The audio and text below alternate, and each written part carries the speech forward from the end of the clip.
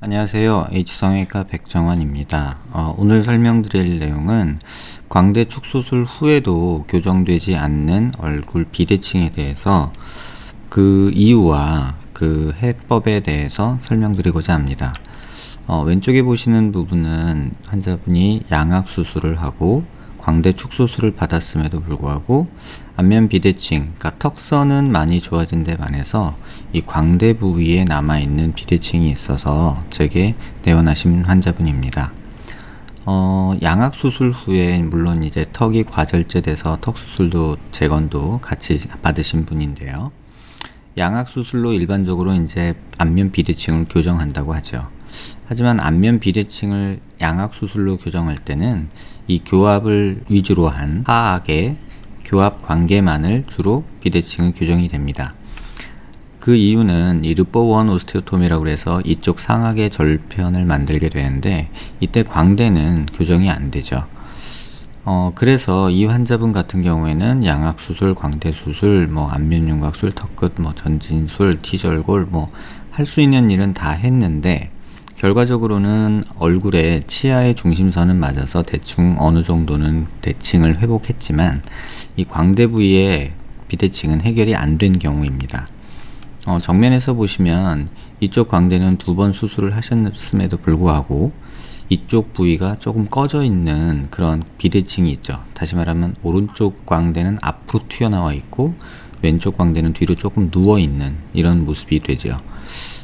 정면에서 보시면 이 두개골이 보이는 부분도 오른쪽은 조금 돌출이 덜 있는 데 반해서 왼쪽은 돌출이 많고요. 또 이쪽에는 왼쪽은 유두돌기라고 해서 두개골 저부에 있는 이런 특이하게 생긴 구조물이 있는데 이쪽은 그게 보이는 데 반해서 이쪽은 보이지 않죠.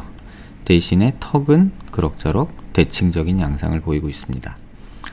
이렇게 얼굴 음영으로 봤을 때도 얼굴은 대충 이제 대칭적인 양상을 보이는데 사실 정확히 보면은 이쪽이 조금 더 넓고 이쪽이 조금 더 짧은 그런 형태를 보이게 되죠. 고개를 들어서 위로 봤을 때 모습을 보면 얼굴 이쪽 부위만 보면 좌우 대칭은 어느 정도 맞는 듯이 보이지만 자세히 살펴보면 이쪽 턱과 상악의 관계는 정상적인 데 반해서 이쪽에 두개골이 우측에 비해서 좌측이 조금 더 튀어나오고 이쪽 후두부도 좌측이 더 이쪽으로 좌측으로 더 튀어나온 이런 양상을 보이게 되죠. 반면에 우측은 조금 함몰이 되고 이쪽도 우측 광대도 약간 이 방향으로 함몰이 되는 그런 양상을 보이게 됩니다. 일반적으로 안면 비대칭이 있는 경우에는 이렇게 두개골 저부에서부터 비대칭이 유발되기 때문에 이쪽이 들어가면 이쪽도 들어가고 이쪽이 튀어나오면서 이쪽도 동시에 튀어나오는 이런 양상을 보이게 됩니다. 그래서 환자분이 불만을 표시하시는 부분은 이쪽 부위인데요. 흔히 말하는 45도와 앞광대 부위가 이쪽은 돌출이 어느 정도 있는데 반해서 이쪽은 완만하게 꺼져 있는, 그래서 항상 이쪽이 넓어 보이고 광대가 더 넓어 보이는 그런 느낌을 받는다고 내원하신 분입니다. 이런 경우에는 사실은 이 45도와 앞광대 부위에 어느 정도 볼륨이 필요하고 옆광대는 조금 더 줄어들어야 그런 비대칭이 해소가 되는데 마땅히 이 부위에 볼륨을 주기도 마땅치 않고 또 광대 쪽 수술을 이미 했음에도 불구하고 또 다시 옆광대를 줄이는 그런 조금 문제점이 있죠. 또 마땅히 이런 목표를 가지고 시행할 수 있는 수술이 적당한 수술이 있지 않는 단점도 있습니다. 사진을 조금 정리해서 제가 설명드리면요. 정면 모습에서 보시면 이렇게 좌우 대칭은 어느 정도, 이 길이와 이 길이는 어느 정도 맞는 모습이 정면에서는 관찰이 됩니다. 하지만 고개를 들어서 보시면 이쪽 빨간 우측 광대는 앞으로 전진 돌출이 약간 있고 이쪽 옆광대나 45도 광대는 조금 완만하게 떨어지는 데 반해서 좌측의 광대는 이쪽에 돌출이 적고 45도 광대에 돌출이 부족하고 옆광대는 오히려 옆으로 좀 나오는 이런 돌출된 양상을 보입니다. 그래서 유두돌기를 기준으로 봤을 때 얼굴의 중심선, 그러니까 상하악을 기준으로 한 중심선을 보면 상당히 좌측이 좀 넓어진 모습이 보이고요. 후두부도 이쪽이 더 둥그렇고 약간 우측은 함몰이 있는 모습입니다. 이쪽을 상하악의 기준선이 아닌 이 두 개 저부의 중심선으로 보면 이 좌우는 대칭이 어느 정도 맞죠. 하지만 상하악은 중심선으로 보면은 이 후두부가 이쪽으로 많이 치우친 모습을 확인할 수 있습니다. 그래서 환자의 그 좌우를, 그러니까 미러링이라고 해서 같은 환자의 그 CT를 거울로 좌우를 바꿔보는 그림입니다. 그래서 겹친 부분을 보시면 우측 후두부는 오히려 좌측이 커서 이렇게 튀어나온 모습을 보이고요. 또 이쪽은 45도 부위가 부족해서 튀어나온 모습이 보입니다.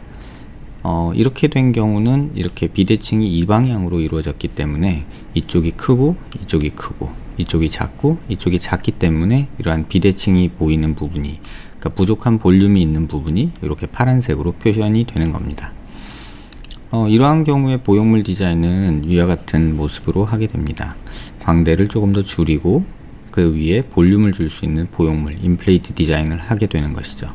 그 과정을 다시 한번 살펴보시면 이 상태에서 이쪽을 절골을 가하고 이쪽 45도 광대에서 절골을 다시 가해서 이 광대를 이 시계 방향으로 회전을 시키게 됩니다. 그래서 시계 방향으로 회전을 시키고 이쪽에 남아있는 측두골을 약간 갈아주게 되고요. 그러면 옆광대가 더 줄어드는 효과가 있죠. 그 다음에 45도 부위에 부족한 볼륨을 보형물을 통해서 볼륨을 주게 되고, 그 다음에 고정을 위해서 플레이트를 이렇게 끝까지 만들게 됩니다. 그래서 수술 전의 모습이고 수술 후의 모습입니다. 그 과정을 한번 시리얼하게 보시면 이렇게 광대가 꺼져 있는 모습이 있고요. 절골을 통해서 회전시키고 안쪽으로 조금 이동을 시키고요. 그 다음에 남아있는 측두골을 조금 갈아주고요. 그 다음에 인플레이트 디자인을 해서 삽입하는 위치를 확인하고 실제 수술된 모습입니다. 다시 CT로 들어와서 그 과정을 한번 자세히 좀 설명드리면요. 일단 앞서 말씀드린 그 슈퍼임포지션이라고 하는 그 모습입니다. 환자의 정면 CT에서 이게 이제 환자의 기본적인 CT인데요. 그거를 같은 환자의 볼륨으로 미러링을 하면 그게 이렇게 겹쳐 보이게 됩니다. 다시 말하면 이쪽은 이쪽보다 돌출이 적으니까 부족한 부분이 파랗게 튀어나오게 되죠. 이쪽이 파랗게 튀어나오고 이쪽이 파랗게 튀어나오고, 그래서 부족한 부위는 이렇게 45도에 파랗게 표현된 요 부위입니다. 고개를 들어서 보시면 좌측보다 우측이 볼륨이 적었기 때문에, 실제로 보시면 이렇게 볼륨이 적기 때문에 이쪽보다 이쪽이 미러링을 했을 때 파랗게 더 표현되는 모습입니다. 그래서 이 과정을 뭐 여러 번 제가 설명드렸지만 환자의 그 얼굴 뼈를 이렇게 모델링을 통해서 절골을 하고요. 이쪽도 절골을 하고 또 이렇게 밀어 넣고요. 남아있는 부위를 이렇게 갈아주고 그 다음에 보형물 디자인을 여기에 맞춰서 이렇게 하게 됩니다. 그러면 원하는 부위의 볼륨을 얻으면서 이 절편을 고정할 수 있는 고정력도 얻을 수 있는 이런 수술 방법이죠. 많은 분들이 이제 안면 비대칭이 광대 수술을 통해서 또는 양악 수술을 통해서 완전히 교정이 된다고 생각하는 듯합니다. 하지만 안면 비대칭은 교정이 될 수 있는 대상이 아닙니다. 개선은 가능하겠지만 교정은 되지 않고, 또 치아 관계에서 상하악 관계에서의 대칭은 많이 확보할 수 있지만 광대 수술에 있어서는 사실 그 대칭성을 확보하고 개선시키는 데 한계가 있었습니다. 그래서 이런 임플레이트 수술은 이렇게 광대 수술에 있어서 비대칭을 개선하는데 어떤 해결책이 될 수 있지 않을까 생각됩니다. 비슷한 문제로 고민하시는 분들께 도움되는 내용이었길 바랍니다. 감사합니다.